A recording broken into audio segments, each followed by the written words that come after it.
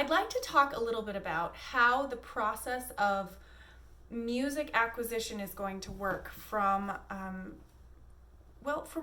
lightly row on in Suzuki Book 1. So you've started with your twinkles, you've learned your twinkles with right hand, with left hand. You've started to learn honeybee and lightly row with hands together. But after that, there's kind of a pattern that we use for all of these songs to learn them like step by step. And it's going to be first you learn the right hand melody. And then you learn the melody with the left hand. So that's what we did with lightly row. We learned how to play the right hand, we learned how to play the left hand, and then we learned how to play it hands together. You're going to do that with all of your songs. And in the beginning of the book, lightly row is actually written out twice. You have it written as song number 2 and song number 5, because the first time it's right and left hands playing the same thing, and then the next time it's right hand playing the melody and left hand playing an Alberti accompaniment. So for the next 10 songs or so in the Suzuki book, you have this melody and accompaniment thing that is going to be learned in the same way as lightly row, but they don't write it out that way over and over and over again. So I just want to explain the process, because with my piano lesson videos, I do them one song at a time, and I feel like it might get a little bit lost in the shuffle if you're just kind of clicking on one video at a time. So I'm just going to give you a rundown of every time you learn one of these songs. First, learn the right hand, then learn the melody with the left hand, and then learn hands together playing in unison, which means that you're both playing the melody, both hands. The next step after that will be for all of your songs to learn the blocked chords as they are written in Mary Had a Little Lamb. And we won't start learning block chords for any of our songs until we've arrived at Mary Had a Little Lamb.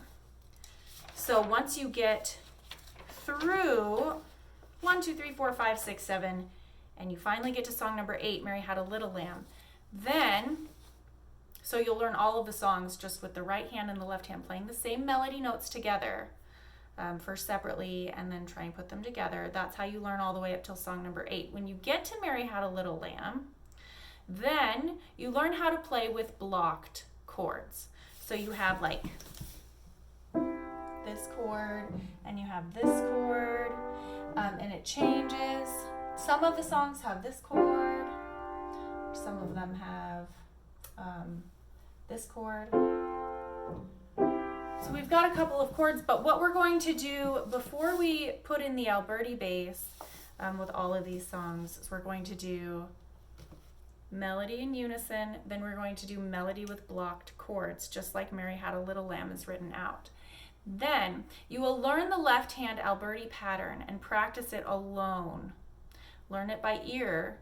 Learn what the notes are for each part of the song, and learn by ear how it sounds and how it goes with the right hand, just like so your ear kind of knows where everything fits.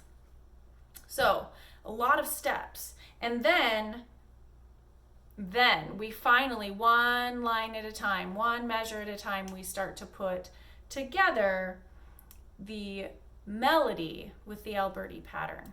So after we get to Mary Had a Little Lamb, and after we've learned all of the songs 1 through 8 with blocked chords and melody, then you start to learn how to break up those blocked chords and put them into an Alberti pattern along with the melody. And then you start to work on voicing and ghosting and the melody plus accompaniment balance and things like that. So each song has like probably 10 weeks or maybe 12 weeks of different steps, things to practice and learn gradually.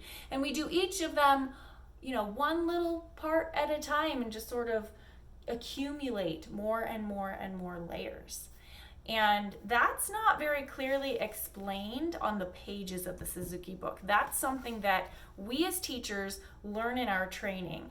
how to present these songs. And if I was giving you a half-hour lesson or a 45-minute lesson, I would be able to guide you through that process each week of like, okay, let's look at this song, let's add one more layer. Let's look at the next song, let's add one more layer. And we work on all of our songs every lesson. You practice all of your songs every day, and you just gradually get more and more and more and more advanced with each piece. But I don't think that's as easy to explain on YouTube when I have a 2-minute video about each song. So a lot of my videos are kind of teaching the ultimate technique that you will eventually learn once you have gotten all of these basics put together. Once you've learned the melody by itself, once you've learned the left hand by itself, once you've learned the melody with the chords, once you've learned the melody, well, you've already learned the melody, so once you've learned the Alberti bass by itself. So all of these pieces, they're all pieces that we're practicing, we're learning, we're practicing along with recordings and listening to every day and getting familiar with layer upon layer upon layer upon layer upon layer.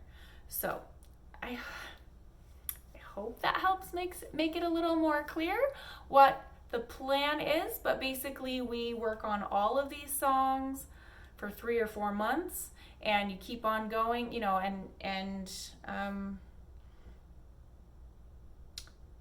3 or 4 months each, you know, so gradually each week you add just a little bit more of the next song, but you also work on the first song and then the second song and the third song, and you just add a little bit more each time, and it's sort of like the snowball effect. You know, the coolest thing is once you get the Alberti bass with one of the songs, it just sort of like falls into place, and then all of a sudden you're playing all of these songs with melody and accompaniment hands together, and it's so easy. It's really, really exciting. You have to wait for it. You have to prepare for it with this really, really basic step-by-step thing.